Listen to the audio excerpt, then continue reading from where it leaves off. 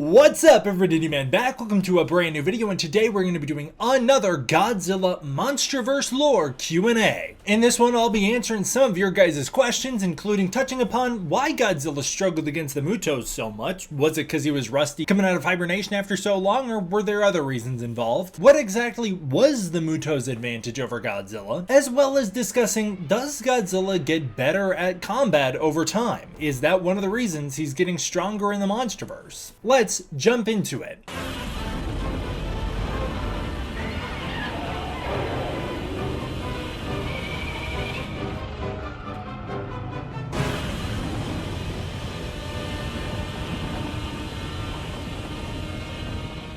Hey, like the video right now. Like the video, I dare you. Just do it, alright? As I've been doing on the channel lately, we are back in business with the Godzilla Q&As. It means you guys leave your MonsterVerse lore questions down below. I'll do my best to answer them. Ask away. I'm taking questions from all you guys. These questions are spinning off from my Godzilla 2014 lore breakdown series. The most recent episode of that is very important to this discussion. That was the Was Godzilla Weakened by the MUTOs EMP lore video. I highly recommend going and watching that one first. I just released a Godzilla MonsterVerse Q&A where I was talking about Godzilla getting stronger over time and kind of where that gets broken from a writer's perspective, from a world building perspective, where there is a literal like change in Godzilla's character that is not really explainable by the lore, but only explainable by a filmmaker had a different idea of how they wanted to portray things. Well, I guess we'll touch a little on that later, but like, wow, a lot of the comments were still spreading that misinformation that Godzilla was weakened by the MUTOs EMP. I just did a video completely debunking this, so please go check that video out. Godzilla was not weakened by the MUTOs EMP. Anyways, Lugia Lover 2496 asks,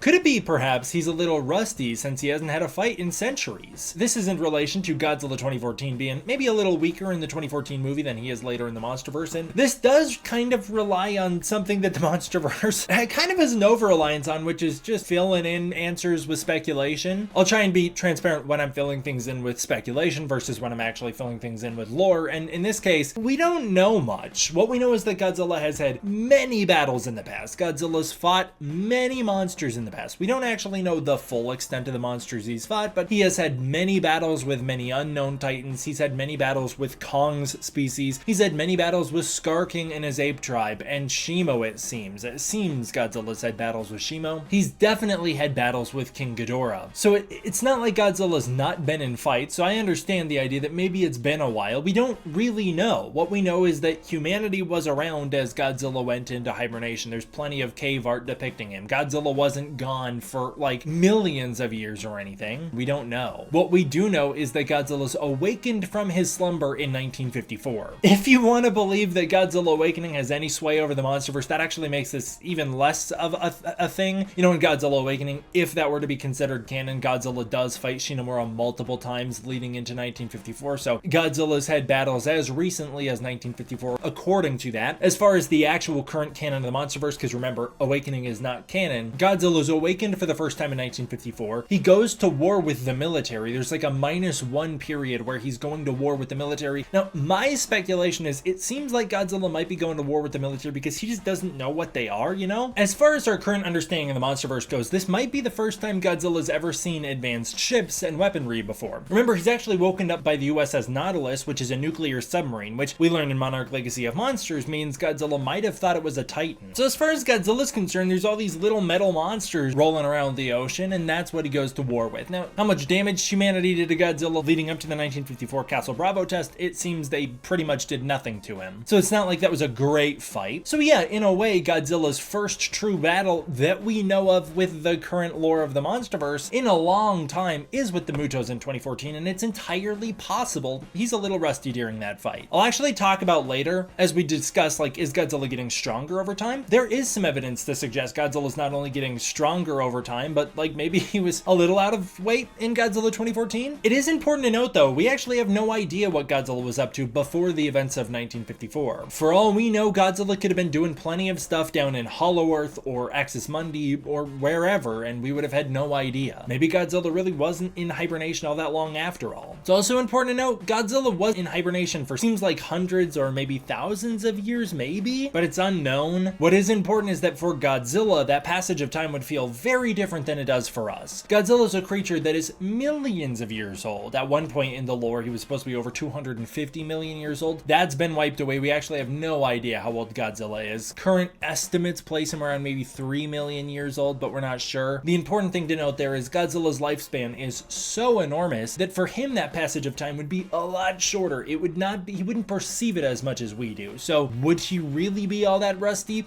Hard to say. I could just easily see the MonsterVerse adding lore in later that says Godzilla wasn't in hibernation all that time. This isn't technically asked by anybody in particular, but I've seen this echoed a lot throughout the fan base, and that's the idea that Godzilla struggled so much against the MUTOs because they were designed to hunt Godzilla. I just want to address that. Like, were the MUTOs designed to hunt Godzilla? And the answer is no, not really. The MUTOs, yes, they are designed to prey upon Godzilla's species. It's a big part of the origin of the MUTO. Gareth Edwards was pretty unsure that would actually make it into the final version of Godzilla 2014, but he really wanted to keep that backstory. That was actually, it seems, developed, at least according to Godzilla the Art of Destruction, in large part by Max Bornstein, working with the legendary team on creating the backstory for Godzilla 2014. Max Bornstein and Gareth Edwards worked really hard to create an actual ecosystem of what their MonsterVerse was. And a big part of that was that Godzilla was a species that was very plentiful. At one point, we were going to see dead members of Godzilla's species on screen. Those were removed because the sequences were too similar to Man of Steel, both being things submerged in ice being uncovered. It was changed to the bones in the Philippine, which are a little more ambiguous, but still on screen we see that is a member of Godzilla's species designated Adam in the movie. We later find out that's Dagon. And so the MUTO were designed to, in a way, prey upon Godzilla's species, but they're not hunters and they're not predators. I think it is important to note the MUTO are specifically parasites. They're a parasitic creature. They're not like Godzilla's natural predator, you know, they're not meant to hunt down Godzillas. They're meant to essentially weaken Godzillas, prey upon them using unconventional methods, or catch them when they're down. The MUTOs, it seems, were able to prey upon a lot of titans. It doesn't seem like it was just Godzilla's. It was any titan that had a radioactive carcass, which, as we learn in Godzilla King of the Monsters, is all of them. All of the titans are radioactive. The way the MUTO operate is different than a predator. A predator is able to hunt down a prey and feed upon it. Like, they are designed to kill this prey and overpower it. A parasite operates very differently. They can kill their prey, but through very specific methods. In the MUTO's case, that method is only through their teamwork. In fact, it's stated in Godzilla the Art of Destruction, and it's stated in Godzilla 2014, on their own, the MUTO are Godzilla's prey. Dr. Serizawa theorizes that Godzilla is hunting them down, and that he is their actual natural predator. So yes, while they are parasites to him, he's literally the alpha predator of their ecosystem, of their food chain. As parasites, the MUTO would basically have to use immune invasion strategies to kill their prey. So while they can overpower Godzilla through sheer numbers, they have to have other methods of, let's say, laying their eggs inside of him. We actually find out what the answer to that is with MUTO Prime. MUTO Prime is like a more evolved, stronger version of a MUTO, which that is a thing that I can get into in a different video. It doesn't really make a ton of sense, but the MUTO Primes are able to take down Godzillas, and they don't kill them through the methods I think a lot of people think. Like, they overpower them, yes, but MUTO Prime does not kill a Godzilla by beating it to death. We actually see with Dagon, she infects Dagon with parasitic eggs inside of him that harvest the radiation from his body, draining him until he's dead, and those eggs then feast upon him and become the MUTO in Godzilla 2014. This actually makes a lot of sense given how parasites operate. It's also, in a way, playing into a sort of real-world science in that they're constantly referred to as spores. They were spores inside of Adam's body, inside of Dagon's body. Spores leans more into like fungus and plant life and bacteria, and some types of plants can alternate between creating spores to reproduce and reproducing sexually. So spores are the asexual reproduction, or they can produce sexually. Again, I can get more into this in a full MUTO spotlight video, but for now, let's just say it does make some scientific sense, although we have to really stretch the limits of science, to say that a creature like the MUTO, which is a made-up creature, so it can do whatever, could either reproduce sexually with a mate, like we see in Godzilla 2014, or asexually, like a parasite using spores, like we find out happened to the Godzilla bones in the Philippines. Like, that's the backstory that MUTO Prime has with Adam/Dagon. One thing I think is cool is that in theory, this actually means that the anti-nuclear bacteria from Godzilla vs. Violante would be one of the most viable weapons against the MonsterVerse Godzilla, and very realistically could kill him. It could be the most viable weapon against him, aside from a more refined oxygen destroyer, which straight up was able to take down Godzilla. So you didn't need to waste your time building a Mechagodzilla Walter Simmons. You could have built some anti-nuclear bacteria that just ate the radiation out of Godzilla's body, and dude would have been toast. Worked on Godzilla in 1989, and here we learned that it can work on Godzilla in the MonsterVerse as well. That's how Dagon dies. The fact that the MUTO can either reproduce asexually or sexually is maybe the reason that the MUTOs in Godzilla 2014 don't pick Godzilla as their target. They're not interested in laying their eggs in Godzilla. They reproduce sexually. They reproduce through an entirely different method, and therefore they build their nest around a nuclear reactor. Like they take the nuclear bomb and they build their nest around that, not Godzilla himself, because they really don't need him. He would actually just be a big threat to them. If they try and go after him, he could kill them, whereas that's not what the MUTO in 2014 are interested in. They're just interested in reproducing. Godzilla's the one hunting them down so that one of their babies can't down the line kill him later.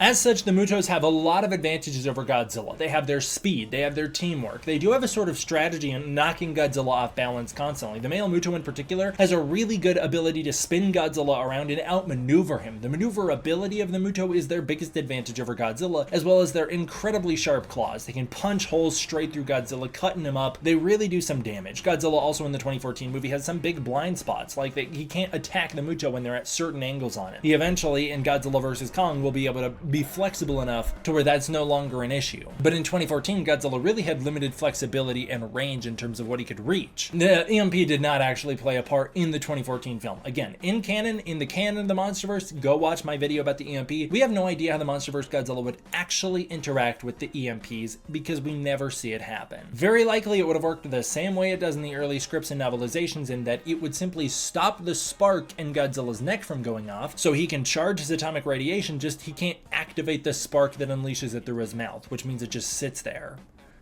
Final question for the video. This one comes to us from Ryan Brandstutter 22ux, who says, so here's my question. Did Godzilla ever get better in his close combat in 2019 through 2024, but without his transformation in his base form? So he's saying, is Godzilla getting better at physical combat from Godzilla King of the Monsters through Godzilla Kong the New Empire before Godzilla Evolved enters the picture? And I think I think his on-screen feats absolutely suggest that. First of all, Godzilla's design change from Godzilla 2014 to Godzilla King of the Monsters is one of our big indications. Godzilla gets taller in Godzilla King of the Monsters. There's still no explanation in canon on why Godzilla gets taller for the first time in what seems to be thousands of years. He just does. There is an out-of-world explanation, which is that Legendary wanted a Godzilla taller than Shin Godzilla, so they made their Godzilla taller. But in canon, we don't know. What we do know is that if you look at the way Godzilla changed, he does drop some of the fat and turn it into muscle. Godzilla in King of the Monsters is a little more muscular than he was in Godzilla 2014, suggesting Godzilla in King of the Monsters might already be a little stronger than the 2014 Godzilla was even before the Sarazawa nuke, which could explain why Godzilla seems a little more powerful when he fights Ghidorah in Antarctica, although I just don't think there's that big of a power difference, as I go into much more depth upon in the last Godzilla Q&A when I talk about how, yeah, Godzilla doesn't really seem all that much more stronger in Antarctica than he was in San Francisco. He's also not that much faster either. Godzilla's on-screen feats do suggest the idea that he's getting stronger. Godzilla in 2014 fights very animalistically. He's a lot more tooth and claw. He also uses his weight more. Godzilla in Godzilla King of the Monsters fights really heavy. Like Godzilla in King of the Monsters fights with full force. He's tackling his opponents. He's using as much speed as he possibly can muster to his advantage. And overall, he's using his intelligence, his knowledge of his opponent. In this case, he's fighting Ghidorah, so he's mostly going for the heads because he knows that's the thing that in the past seems to have worked for him. We don't know the full history of Godzilla's previous battles with King Ghidorah, but what we do know is Godzilla immediately knows to go for the head, and he is able to tear off one of the heads in the ocean. So it seems like Godzilla has somehow learned that that's a weak point of Ghidorah. So Godzilla fights Ghidorah with a lot of experience. In Godzilla vs. Kong, Godzilla fights with brute strength, a different type of strength. Like Godzilla's using a strength that he didn't really have to use against the MUTOs because Kong's a much more lightweight opponent than he's been used to fighting. Kong's light enough to where he can just slap him over. Well, Godzilla learns very quickly in the Battle of Hong Kong that he cannot let Kong get up close to him because Kong can quickly overwhelm him with his speed. Kong's able to lay down combo moves on Godzilla that he can't keep up with. That's when Godzilla switches to the atomic atomic breath. And then from there, Godzilla eventually has to go like full-on croc mode to defeat Kong. With Mechagodzilla, Godzilla's really off balance with that fight. He's never seen anything that can move both that fast and hit that strong before. Mechagodzilla also has energy attacks, which do some major damage to Godzilla. But then we get to Godzilla Kong the New Empire, where Godzilla's seen running faster than he's ever run before. He can do major leaps that he was never able to do before. His atomic breath seems stronger than it was before. So yeah, it seems like Godzilla has gotten a lot stronger by the time we get to Godzilla Kong the New Empire than he was in Godzilla King of the Monsters. Like Godzilla in Godzilla Kong the New Empire, even before he goes into Godzilla Evolved mode, seems double as strong as Godzilla was even in his amped up state at the end of Godzilla King of the Monsters when he was supercharged from the nuclear bomb. Like he's faster, he's more agile, he can pull off some crazy feats that he just wasn't doing in Boston. From an outside of film perspective, from an outside of canon perspective, it comes down to directorial choices. Michael Dougherty was emphasizing the action elements of Godzilla more than Gareth Edwards was. Gareth Edwards was sticking to realism. Adam Wingard really was taking that to the next level, going full-blown 80s action movie, and in some regards Saturday morning cartoon with it. I think that's why Godzilla's fight in Rome in particular for me feels very out of place. Godzilla's doing things that he really shouldn't be able to do given what we know about him so far. We have to kind of stretch the laws of the universe to say Godzilla doesn't revert back to his 2014 base state after Godzilla King of the Monsters. We have to stretch the laws of the universe to say that's not how it works anymore, and so he broke the rules, which is the entire point of my previous video. Adam Wingard broke the rules to make Godzilla stronger and in some regards cooler than he was before. That comes down to personal preference, what you like. I'm just saying from a lore perspective, it's safe to say Godzilla has gotten a lot stronger in the newer movies than he used to be. The only explanation is that he's just getting stronger over time, maybe because he's fighting so consistently now. From a writer's perspective, I think it does kind of break Godzilla quite a bit and it makes him a little less interesting, but again, I've already gone into depth in that in other videos. I understand that a lot of people feel very differently about that opinion than I do though. But that's where I'll leave it for this one, you guys. Thank you guys all for watching so much. I want to give a huge thank you to my patrons over on Patreon. It is through the support of the patrons on Patreon that I'm able to continue to make videos like this for you. If you want to support the Patreon, you can use the link in the description below where you can get early access to content, access to the Discord community, and more. If that's not your thing, please consider joining as a channel member. I'd really appreciate it. Thank you guys all for watching. I hope you enjoyed. I will see you all next time for the next one. D-Man,